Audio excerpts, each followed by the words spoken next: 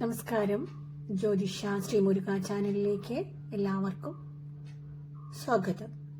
ഈ ചാനൽ ഇഷ്ടപ്പെടുകയാണെങ്കിൽ ലൈക്കും സബ്സ്ക്രൈബും ചെയ്യുമെന്ന് പ്രതീക്ഷിക്കുന്നു. കഴിഞ്ഞ എപ്പിസോഡിൽ നാം ശുക്രൻ മീനൻ രാശിയിൽ പ്രവേശിക്കുമ്പോൾ മിഥുനക്കൂറുകാരുടെ ഫലത്തെക്കുറിച്ചാണ് പറഞ്ഞത്. ഈ എപ്പിസോഡിൽ പുണർദത്തിൻ്റെ അവസാന കാൽഭാഗം, പൂയം, ആയില്യം എന്നീ നക്ഷത്രങ്ങൾ ചേർന്ന കർക്കിടകക്കൂറുകാരുടെ ഫലങ്ങളെയാണ് പറയുന്നത്. കർക്കിടകക്കൂറുകാർക്ക് 4-ാം ഭാവത്തിൻ്റെയും 11-ാം ഭാവത്തിൻ്റെയും അധിപനായ ശുക്രനാണ് ഭാഗ്യഭാവത്തിൽ ഉച്ചത്തിൽ സ്ഥിതി ചെയ്യുന്നത്. ധാരാളം ഭാഗ്യാനുഭവങ്ങൾ ഉണ്ടാകുന്ന സമയമാണ്. ആത്മീയ കാര്യങ്ങളിൽ താൽപ്പര്യം ജനിക്കും. വിദേശധനം വന്നു ചേരുന്നതിനോ വിദേശയാത്രയ്ക്കോ സാധ്യതയുള്ള സമയമാണ്. ലോട്ടറി മുതലായ ഭാഗ്യം പരീക്ഷിക്കാവുന്ന ഒരു സമയവും കൂടിയാണ്.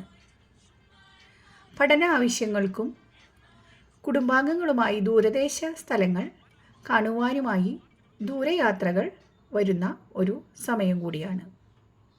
വീട്, വാഹനം എന്നിവയുമായി ബന്ധപ്പെട്ട കാര്യങ്ങളിൽ ഗുണാനുഭവങ്ങൾ വർദ്ധിക്കും. സുഖസൗകര്യങ്ങൾ വർദ്ധിപ്പിക്കുന്നതിനു ഇടയാകുന്ന ഒരു സമയം കൂടിയാണ്.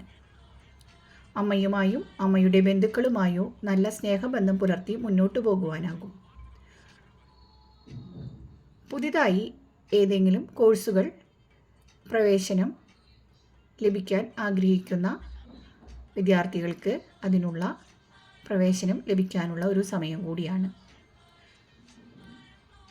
കുടുംബത്തെ മാനസികമായി സന്തോഷവും സമാധാനവും അനുഭവിക്കാൻ ഇടയാകും. ആശയവിനിമയ ശേഷി വർദ്ധിക്കും. സഹോദരങ്ങളുമായി നല്ല സ്നേഹബന്ധം പുലർത്തി മുന്നോട്ട് പോകുവാൻ ആകും. സന്താനങ്ങളുടെ ഉയർച്ചയിൽ സന്തോഷിക്കുവാനുള്ള അവസരം ഉണ്ടാകും. മാർച്ച് 25 വരെയാണ് ഈ സമയം നിലക്കുന്നത്. നന്ദി.